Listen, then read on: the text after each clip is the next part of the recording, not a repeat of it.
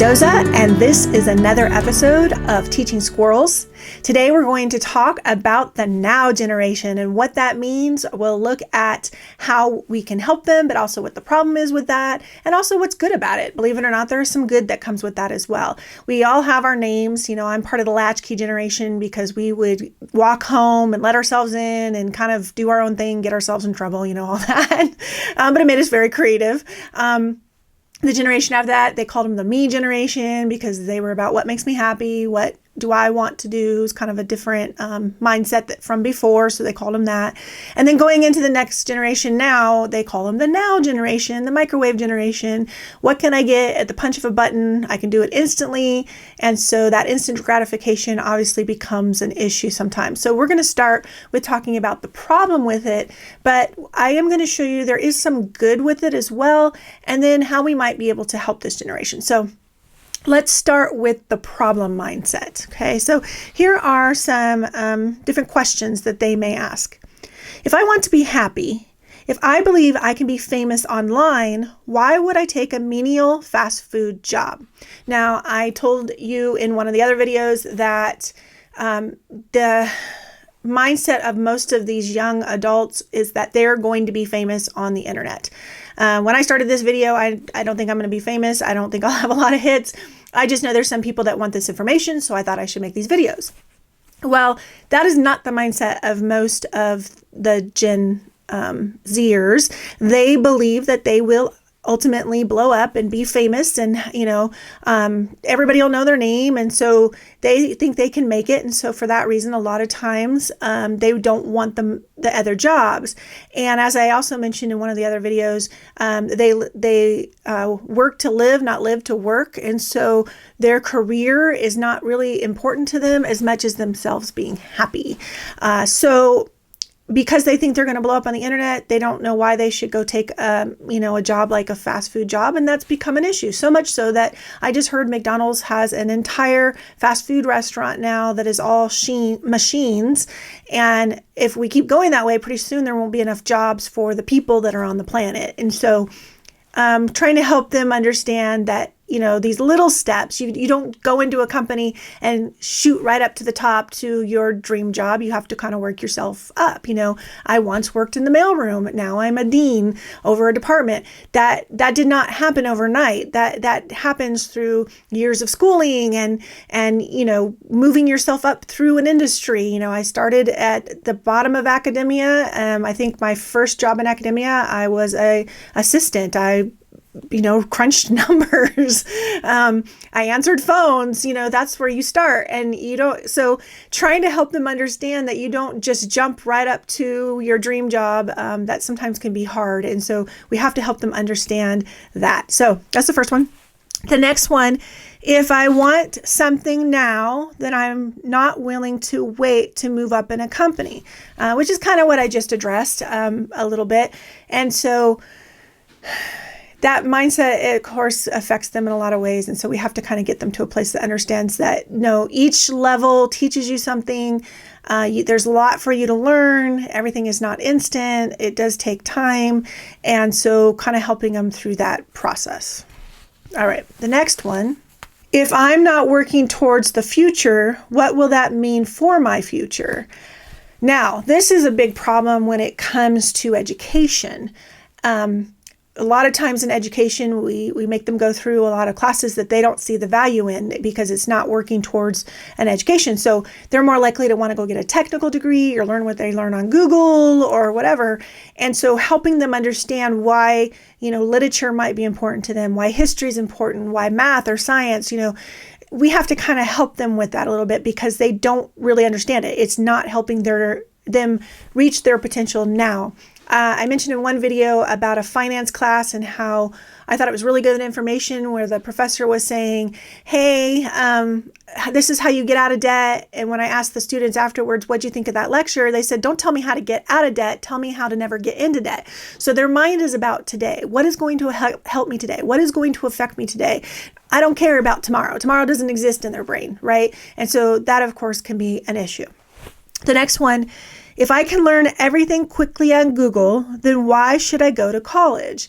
Once again, that's a hard one for college, even for companies, because maybe companies want to have students that have some sort of degree, but a lot of them are fighting that because they think I can learn everything I need to learn on Google. And Google, you can learn it in 5 or 10 minutes and you're good. Obviously, we know that that's not enough education, and there is a big difference. So parents, you got to help them with that a little bit.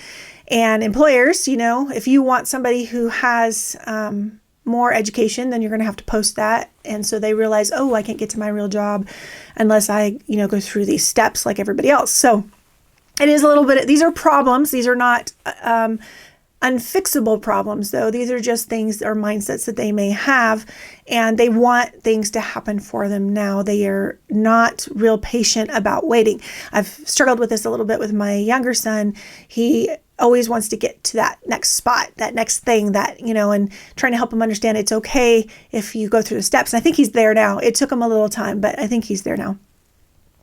They want everything to be relevant now. So if it's not relevant for today, they don't really see the point of it. So we have to find some relevance for them.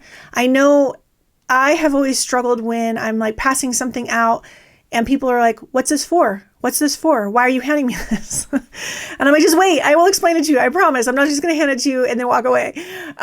So I always kind of tease my classes when they do that. But there is this kind of sense of, well, what's this for? Why should I care about this? What is it? What does it matter? And so I think if we can kind of speak into that a little bit, I know we want to say, because I told you so, that doesn't work in this generation. We have to explain things more than we probably want to, but it's important. Here's some quotes from my study. If a topic is new and fresh and important for me now, I am more likely to be engaged. We are not living our lives when we are 30. We are living our lives now. So we used to say, when I grow up, I want to be, a fireman. I want to be a missionary. I want to be a teacher, whatever we used to say.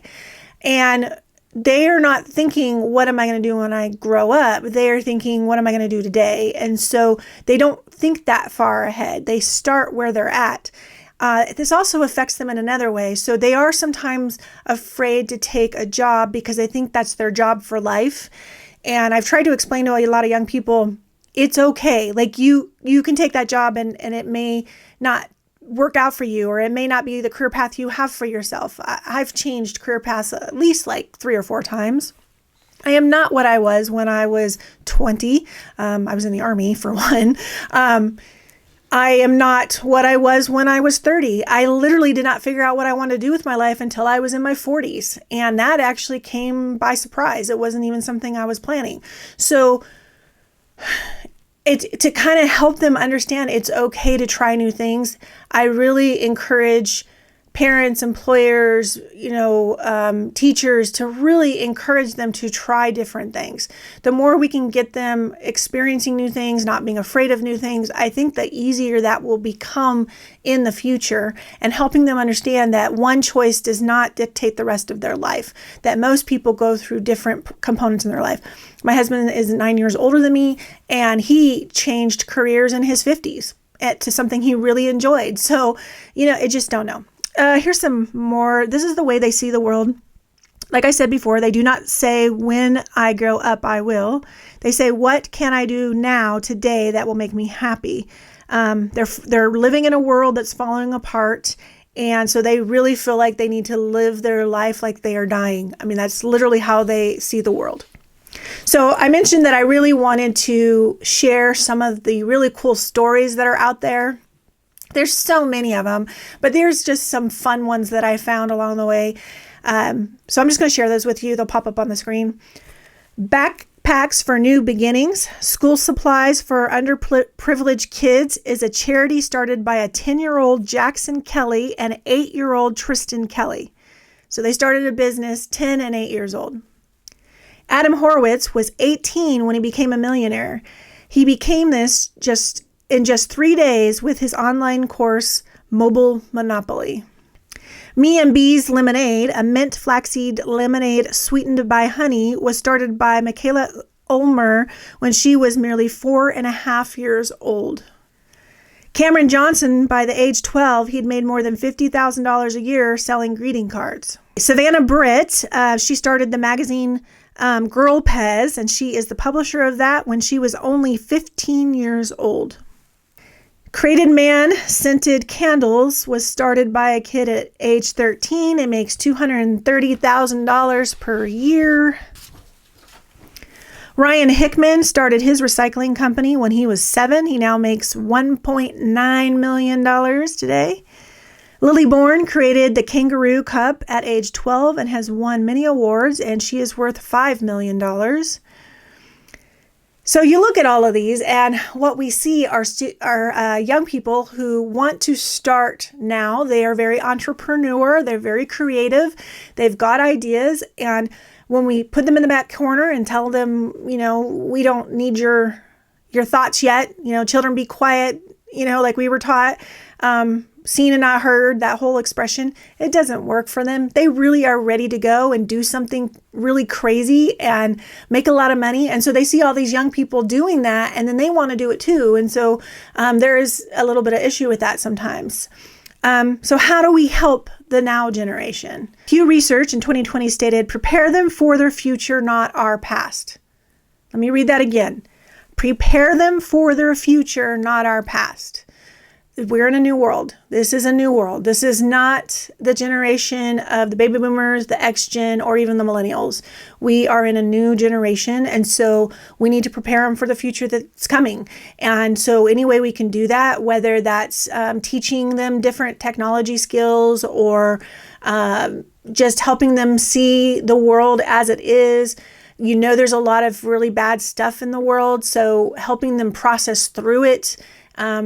It's better to talk and process through things when you still have influence over them than wait until you don't and then try to do it then. So the more you can speak into their lives when they're in school with you, or they're working for you, or they're your kid at home, the better.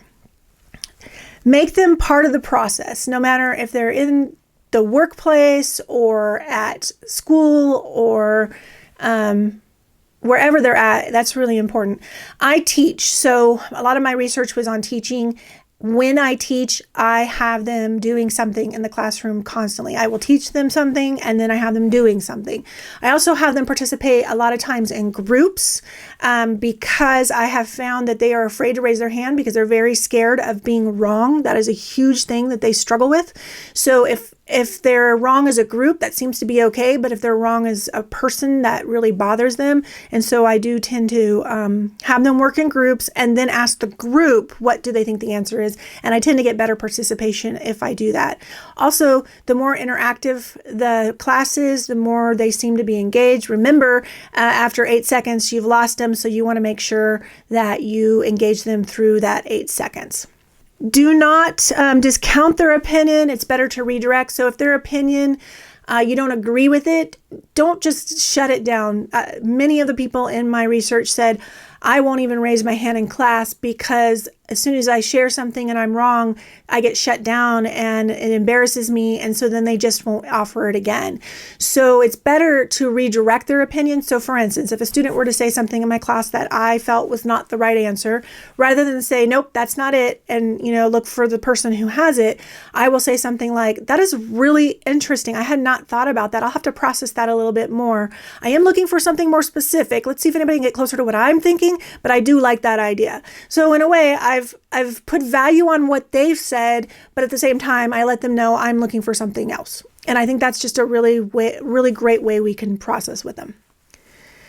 Show them how things will help them both now and in the future. So but going back to that finance class that I mentioned, what that professor could have done is he could have said, let me show you how to never get into debt, because they would have appreciated that. That would be the now, things you need to do to get to that place. And then he could have said, and if for some reason that doesn't work out, here's some ideas for that future if you were to get into debt because maybe you messed up somewhere along the way.